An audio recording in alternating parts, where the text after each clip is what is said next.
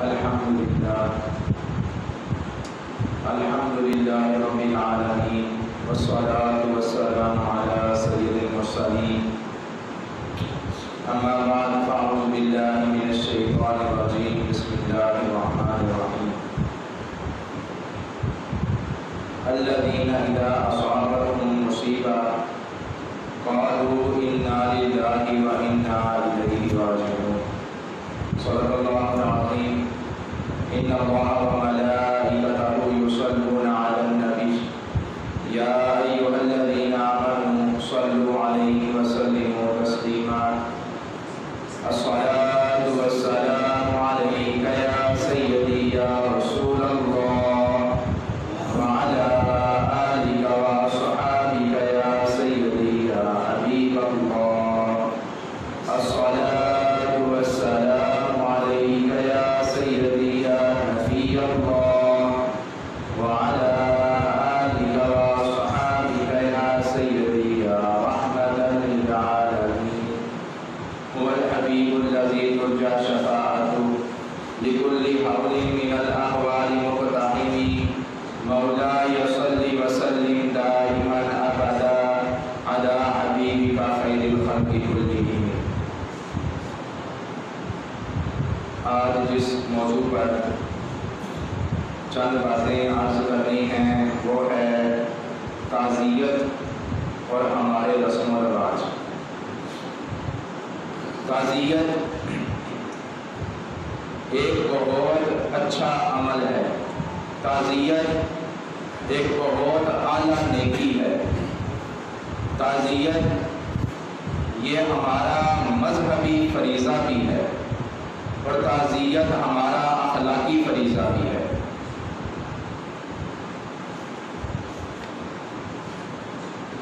تعزیت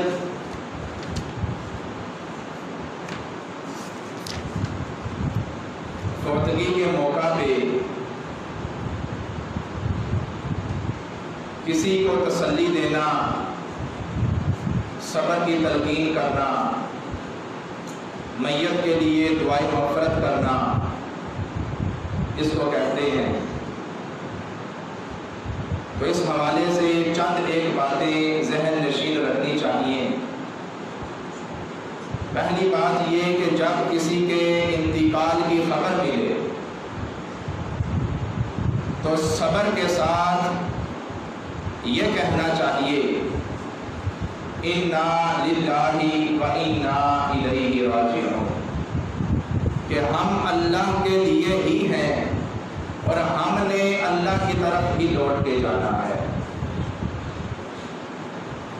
صبر کے ساتھ اس لیے بولا کہ ایسا نہ ہو کہ آپ اِنَّا لِلَّهِ وَإِنَّا إِلَيْهِ رَاجِعُونَ بھی پڑھ دیں اور اس کے ساتھ ساتھ وابیلا اور چیخنا چلانا بھی شروع کر دیں. ایسی بات نہ ہو. دوسری بات کہ میت کے قریبی رشتہ داروں سے تعزیت کرنی چاہیے، جس کا بہترین طریقہ یہ ہے کہ میت کے رشتہ داروں کے گھر جایا جائے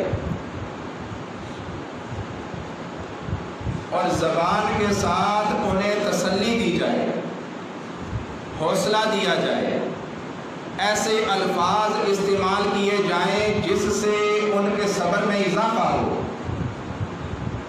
صبر کے اجر و ثواب اور فضائل بیان کیے جائیں اور میت کے لیے رحمت کی دعا اور مغفرت کی دعا کی جائے. یہ تو زبان کے ساتھ ہوا. اور عملی تعزیت یہ ہے کہ انہیں کسی تعاون کی ضرورت ہے تو ان کے ساتھ تعاون کیا جائے.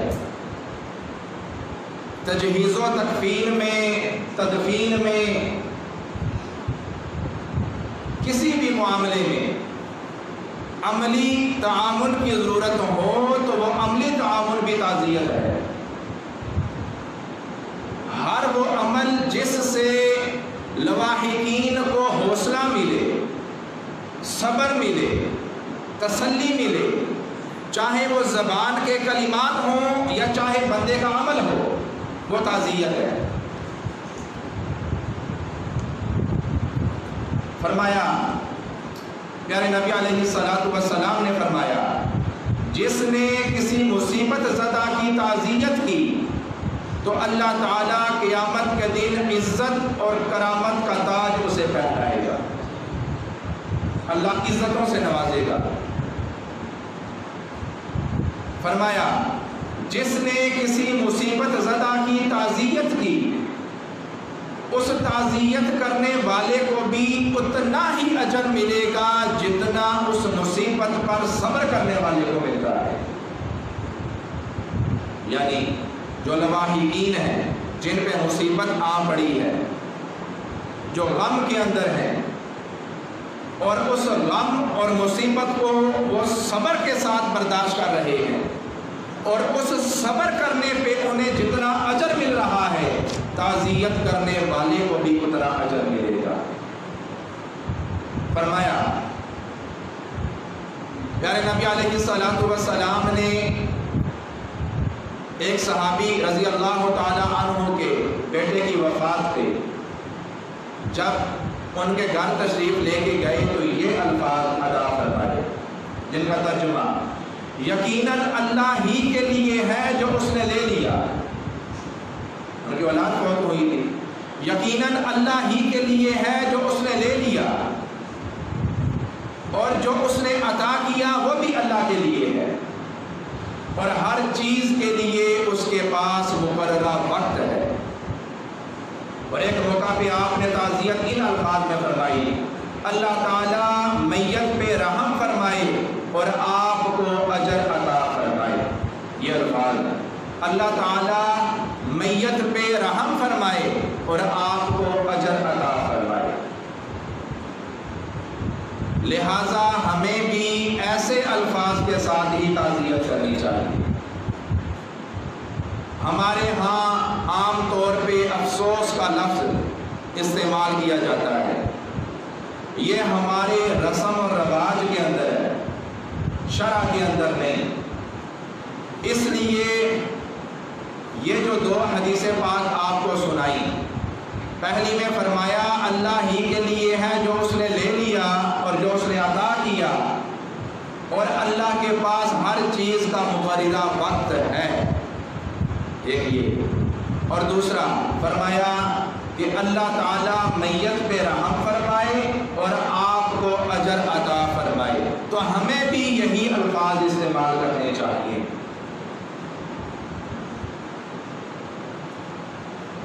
چوتھی بات، غیر مسلم کے ساتھ تعزیت کرنا جائز ہے،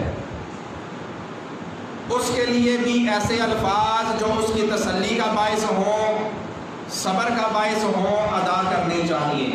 لیکن جو فوت ہوا غیر مسلم جو میت ہے، اس کے لیے دعائے مغفرت نہیں کرنی چاہیے۔ یعنی ایسے الفاظ استعمال ہوں جو غیر مسلمین زندہ ہیں ان کے حوصلے والے ہوں، صبر والے ہوں، تسلی والے ہوں، لیکن میت کے دعائے مغفرت والے نہ ہوں۔ پانچویں بات، تعزیت کا مقصد لواحقین کے غم کو ہلکا کرنا ہے، نہ کہ ان کے غم کو بڑھانا۔ بعض جگہوں پر جب کوئی رشتہ دار گھر میں داخل ہوتا ہے، بالخصوص خواتین جب میت والے گھر پہنچتی ہیں، اور بالخصوص قریبی رشتہ داروں میں سے، تو دروازے سے داخل ہوتے ہی اونچی آواز میں چیخنا چلانا شروع کر دیتی ہیں۔ اسی طرح بے صبری کے الفاظ، نوحے کے الفاظ، اور طرح طرح کے شکوے اور شکایت جو اللہ کی بارگاہ میں ہو سکتی ہے، ایسے الفاظ کا استعمال کرتی ہیں، اور یہ بالکل بے صبری ہے، اور اس سے منع کیا گیا ہے۔ اس سے اگلے کے غم کو ہلکا کرنے کی بجائے غم کو بڑھاوا دینے والی بات ہے۔ اور بعض جگہوں پہ تو یہ سمجھا گیا ہے کہ اگر ہم اس طرح واویلا نہیں کریں گے، گھر پہنچے ہیں دروازے سے داخل ہوتے ہوئے غم کا اظہار اس طرح نہیں کریں گے، تو یہ سمجھ لیا گیا ہے کہ تعزیت ہی ادھوری ہے۔ دوسری بات، یہ اس لیے بھی کیا جاتا ہے کہ لوگ یہ کہیں گے کہ اس نے واویلا نہیں کیا، یہ چیخی چلائی نہیں ہے، اس کو غم ہی نہیں ہے، تو لوگوں کی ملامت سے بچنے کے لیے دروازے اور دروازے سے باہر سے ہی چیخنا چلانا شروع کر دیا جاتا ہے، واویلا شروع کر دیا جاتا ہے، اور اسی طرح نوحے کے الفاظ استعمال شروع کر دیے جاتے ہیں۔ یہ سب بالکل ناجائز ہے، اور یہ لواحقین کے غم کو بڑھانے والی بات ہے، ہلکا کرنے والی بات نہیں۔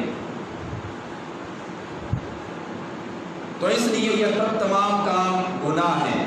اللہ تعالیٰ حدیث قدسی اللہ تعالیٰ فرماتا ہے، اے ابن آدم، اگر تمہیں مصیبت پہنچے اور مصیبت پہنچتے وقت ہی سے صبر سے کام لے اور ثواب کی امید رکھے تو میں تیرے لیے جنت سے کم بدلے پہ راضی نہیں ہوں گا۔ اور صبر ہوتا ہی مصیبت کے فوراً بعد ہے، کچھ دیر بعد، کچھ دنوں کے بعد یا کچھ گھنٹوں کے بعد تو ویسے ہی قرار آ جاتا ہے۔ بندہ یہ کہے کہ جب کوئی مصیبت کی خبر ملی اس وقت خوب واویلا کر لیا، 2-4 گھنٹے کے بعد سکون ہوا تو آپ کہیں میں صبر کرتا ہوں، اس نے صبر نہیں کیا۔ عین مصیبت کی خبر ملتے وقت ابتدائی لمحات وہ صبر کے ہوتے ہیں، اور حقیقت میں صبر بھی وہی ہوتا ہے۔ اور اگر اس وقت بندہ صبر کر لے تو اللہ فرماتا ہے کہ قیامت کے دن جنت سے کم کوئی بدلہ میں قبول ہی نہیں کروں گا اس بندے کے لیے، اس پہ راضی ہی نہیں ہوگا۔ حدیث پاک فرمایا 2 چیزیں کفر ہیں، کفریہ ہیں۔ پہلی کہ کسی بندے کے نسب میں طعن کرنا کہ تو فلاں کا بیٹا ہے، وغیرہ وغیرہ جو ہمارے ہاں الفاظ استعمال کیے جاتے ہیں، کسی کے نسب میں طعن کرنا کفر ہے۔ اور دوسری چیز میت پر نوحہ کرنا کفر ہے۔ ہمارے ہاں عام طور پہ مخصوص آواز اور مخصوص طرز کے اندر جو فوت ہوا ہے اس کے بارے میں باتیں کی جاتی ہیں، یہ صبح جاگا تھا، اس نے یہ کیا تھا، میں نے اس کو یہ کہا تھا، یہ ایسا ہوا ویسا ہوا، اس طرح کے روتے روتے مخصوص طرز اور مخصوص آواز میں یہ جتنی باتیں بھی کی جاتی ہیں سارے نوحے ہیں اور بالکل ناجائز ہے اور بے صبری ہے اور غم کو بڑھانے والی بات ہے اور گناہ ہے۔ تیسری حدیث پاک فرمایا 3 چیزیں کفر ہیں۔ پہلی، غم کے اندر غریبان کو چاک کرنا، کپڑے پھاڑنا۔ دوسری، میت پر نوحہ کرنا، واویلا کرنا۔ اور تیسری، کسی کے نسب میں طعن کرنا۔ چوتھی حدیث پاک فرمایا وہ بندہ ہم میں سے ہی نہیں جو چہرے کو پیٹے غم کی وجہ سے۔ ہمارے ہاں بھی بعض لوگ چہرے کو یا سینے کو یا رانوں کو پیٹنا شروع کر دیتے ہیں، یہ بے صبری اور گناہ ہے۔ چہرے کو پیٹے، غریبان کو پھاڑے اور جاہلیت جیسا واویلا کرے، جیسے میں نے پہلے بات کی، اس کی باتیں گنوانا شروع کر دی، اس نے یہ کیا، وہ کیا، میں نے یہ کہا، اس نے یہ کہا، یہ ساری باتیں۔ فرمایا جو ایسا کام کرے وہ ہم میں سے نہیں۔ اور ہمارے ہاں عام طور پہ یہ کام زیادہ عورتوں کے اندر ہے، عورتیں زیادہ اس طرح کرتی ہیں مردوں کی بنسبت۔ مرد کریں تو وہ بھی اسی زمرے میں ہے، لیکن ہمارے ہاں عورتوں کے اندر یہ بات زیادہ پائی جاتی ہے۔ تو پیارے نبی علیہ السلام نے لعنت فرمائی اس شخص پر جو مصیبت کے وقت سر منڈوائے، چہرہ پیٹے یا کپڑے پھاڑے، لعنت فرمائے۔ فرمایا فرشتے اس عورت کے لیے رحمت کی دعا ہی نہیں کرتے جو مصیبت کے وقت نوحہ کرنے والی اور واویلا کرنے والی ہو۔ اور فرمایا تعزیت میں اخلاص ہونا چاہیے، اس لیے تعزیت نہ کی جائے کہ یہ بھی میرے گھر میں تعزیت کے لیے آیا تھا، مجھے بھی جانا چاہیے۔ اس لیے تعزیت نہ کی جائے کہ آج میں جاؤں گا تو کل وہ بھی آئے گا۔ اس لیے تعزیت نہ کی جائے کہ یہ ہمارے علاقے کے رسم کے اندر شامل ہے، یہ ہماری برادری کا رواج ہے، اس لیے نہ کی جائے۔ اخلاص ہونا چاہیے کہ اسلام نے ہمیں تعلیم دی ہے کہ اگلے کے گھر ہم نے تعزیت کے لیے جانا ہے، اس کو تسلی دینی ہے، صبر کے الفاظ دینے ہیں، اس کے کام کے اندر ہاتھ بٹانا ہے۔ اور تعزیت تدفین سے پہلے بھی جائز ہے، تدفین کے بعد بھی جائز ہے، اور 3 دن کے اندر جائز ہے۔ 3 دن کے بعد مکروہ تنزیہی ہے۔ ہاں اگر کوئی بندہ کسی سفر میں تھا، موجود ہی نہیں تھا، یا وہ خود بیمار تھا، چل کے جا نہیں سکتا تھا، یا کوئی بہت زیادہ مجبوری تھی، پھر اس کے لیے مکروہ نہیں ہوگا، وہ 3 دن کے بعد بھی جا کے تعزیت کر سکتا ہے۔ لیکن پہلی بات تو یہ کہ 3 دن تو لواحقین تھوڑی ڈال کے بیٹھے رہے، بعض اوقات 18 20 24 گھنٹے بیٹھے رہتے ہیں۔ پہلے تو 3 دن وہ بیٹھے رہے اور اگلا پورا مہینہ لوگ آتے رہے، تو پھر یہ کہاں کی تعزیت ہوئی؟ تعزیت کا وقت 3 دن ہے، 3 دن کے اندر تعزیت کرنی چاہیے۔ اور جب تعزیت ہے ہی حوصلہ دینا، پھر تو یہ تدفین سے بھی پہلے ہونی چاہیے۔ ظاہر ہے جب بندے کا غم ہی ہلکا ہو چکا ہے، جب تدفین ہو چکی ہے، کئی دن گزر چکے ہیں، اب کون سا حوصلہ دینے جا رہے ہیں؟ حوصلہ تو تب بنتا تھا جب وفات ہوئی تھی اور ابھی تدفین بھی نہیں ہوئی تھی، یا پہلا دن تھا، دوسرا دن، چلے 3 دن ہی صحیح، 3 دن سوگ جائز ہے۔ ہاں اور یہ باقاعدہ یہ سمجھ لینا کہ 3 دن بیٹھنا فرض ہے، اور کوئی نہ بیٹھے تو اس کو ملامت کرنا اور باتیں کرنا، دیکھو جی وہ تو انہوں نے بوڑھی ہی اٹھا لی، ان کو تو غم ہی کوئی نہیں، بس ان کے والد کے جانے کی دیر ہوئی ہے، یہ ہوا وہ ہوا، یہ ساری باتیں ناجائز ہیں۔ اگر کوئی 3 دن نہیں بیٹھے گا کوئی گناہ گار نہیں ہوگا، 3 دن بوڑھی نہیں ہوگی کوئی گناہ نہیں ہوگا جی۔ تو اس لیے 3 دن کے اندر ہی تعزیت کر لینی چاہیے، اور جتنا غم کا قریبی وقت ہوگا اتنا بہتر ہے۔ اگلی بات، جب تعزیت غم کو ہلکا کرنا ہے تو پھر یہ سمجھ نہیں آتی کہ شب برات آ جائے، عید آ جائے، شب قدر آ جائے تو پھر اس کے گھر کیوں جایا جاتا ہے، اس کے غم کو دوبارہ سے کیوں ہرا کیا جاتا ہے؟ وہ تو سوگ کا وقت ہی نہیں، عید خوشی کا موقع ہے، اور خوشی کے موقع پہ جا کے آپ اس کو اور غم زدہ کر رہے ہیں۔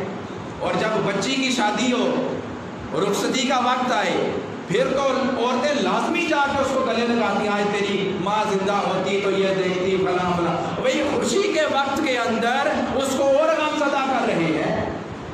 وہاں تو تعزیت کرنا جائز ہی نہیں، گناہ ہے۔ اور تعزیت ایک دفعہ ہوتی ہے، یہ نہیں کہ آپ پہلے دن بھی گئے تعزیت کی، دوسرے دن بھی گئے تعزیت کی، تیسرے دن بھی گئے تعزیت کی، مہینہ پورے جاتے رہے تعزیت کی، ہر جمعرات جاتے رہے تعزیت کی، یہ کوئی تعزیت نہیں۔ تعزیت صرف ایک دفعہ ہوتی ہے بس۔ اور پھر اگلی بات یہ کہ 3 دن رشتہ دار اس میت کے لواحقین کے گھر میں ڈیرا ڈال لیتے ہیں، پورا خاندان۔ یہ کہاں سے آ گیا؟ ہونا تو یہ چاہیے تھا کہ اپنے گھر سے کھانا پکا کے اس کے گھر میں بھیجتے، اس کے غم کو ہلکا کرتے، اس کے کاموں کے اندر ہاتھ بٹاتے، بجائے اس کے کیا یہ جاتا ہے کہ پورا خاندان، ساری بہنیں اپنے پورے بچوں کے ساتھ اس کے گھر میں موجود ہوتی ہیں۔ اگلے پچھلے رشتہ دار بھی موجود ہوتے ہیں. وہ بیچارہ پہلے ہی غم کی حالت میں ہے, اب اس کو ایک اور غم ہوتا ہے کہ اتنا پیسہ بھی خرچ ہو گیا, مجھے کھانے کا بھی بندوبست کرنا ہے, یہ بھی کرنا ہے, وہ بھی کرنا ہے. عجیب بات ہے, یہ کوئی تعزیت نہیں ہے.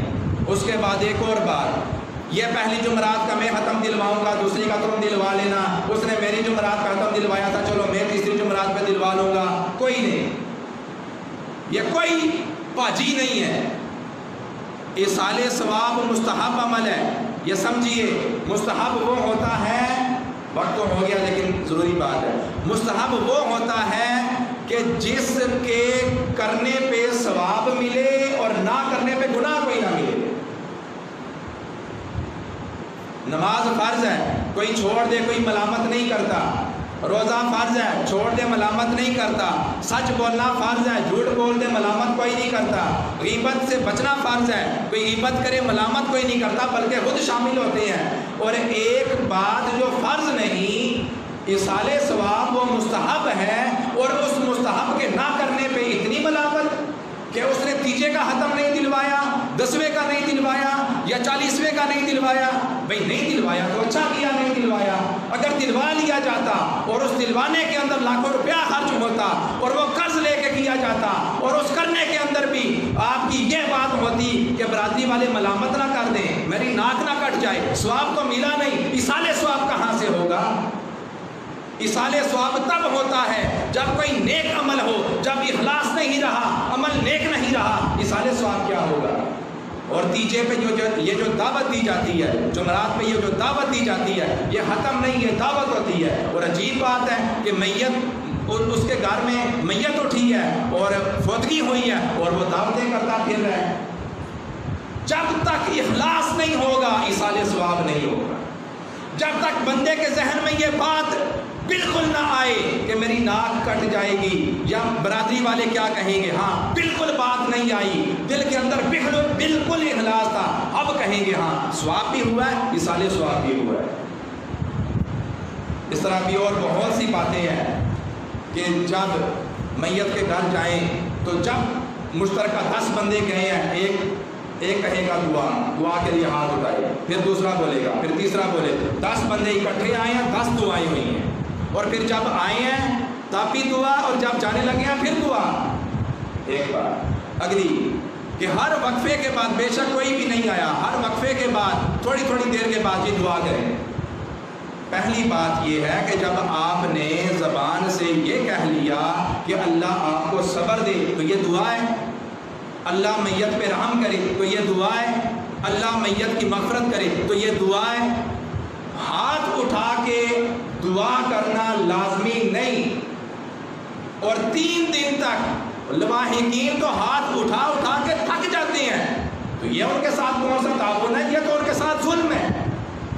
آپ گئے ہیں, آپ ان کو حوصلہ دیں, ایک دفعہ تو جانا ہے, ایک ہی دفعہ جانا ہے, یہ بات ذہن میں رکھیے, ایک ہی دفعہ تو جانا ہے, اور جا کے حوصلہ دیں, زبان کے ساتھ الفاظ استعمال کریں.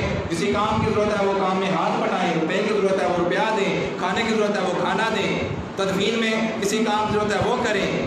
آپ کی تعزیت بھی ہو گئی, آپ کو ثواب بھی مل گیا, ہاتھ اٹھانے کی بھی ضرورت نہیں پڑی. تو یہ بہت ضروری باتیں ہیں, خاص طور پہ نوحہ وغیرہ کے حوالے سے, اور یہ بے صبری کے حوالے سے عورتوں کو لازمی بتانا چاہیے. اور یہ پروگرام فیس بک پہ بھی موجود ہوگا, بے شک پورا بیان بھی سنوا دیجئے, لیکن ہر بندے کو کوشش کرنی چاہیے کہ کسی کے ایسے کام نہ کرنے پہ اسے ملامت نہ ہو. کسی نے تیجے کا ختم نہیں دلایا, کوئی ملامت نہیں ہونی چاہیے. کسی نے 40واں نہیں کروایا, کوئی ملامت نہیں. اور اگلی بات ایک اور کہ جنازے والے دن, جنازے کے بعد کھانا کھانا میت کے گھر سے ثواب سمجھا جاتا ہے, اور یہ بھی پاجی اتاری جاتی ہے. گاؤں کے اندر میں نے یہ سنا, ایک نے کہا کہ میں کھانا دوں گا, رشتہ دار نے, دوسرے نے کہا کیا دو گے؟ میں مرغا دوں گا. کہتے ہیں نہیں دو, دینا ہے تو بڑا جانور دو. عجیب بات ہے. پہلی بات تو یہ لازم ہی نہیں اور ثواب سمجھا جا رہا ہے. اور یہ جو دور دراز سے مہمان آئے ہوتے ہیں وہ بھی اگر صاحب استطاعت ہے وہ بھی نہ کھائیں. رستے میں کئی دفعہ وہ ہوٹلوں سے کھاتے ہیں, اور میت کے گھر, اور میت کے والے دن, جنازے والے دن وہ میت کے گھر سے کھا رہے ہیں. عجیب بات ہے. ویسے ہوٹلوں سے کھاتے ہیں اور اس دن میت کے گھر سے کھا رہے ہیں. ہاں جو دور سے آئے ہیں اور استطاعت بھی نہیں رکھتے وہ کھانا کھا سکتے ہیں۔ تو اللہ تعالیٰ ہمیں ایسی بہت سی قباحتوں سے، گناہوں سے، بدعات سے بچائے اور عمل کرنے کی توفیق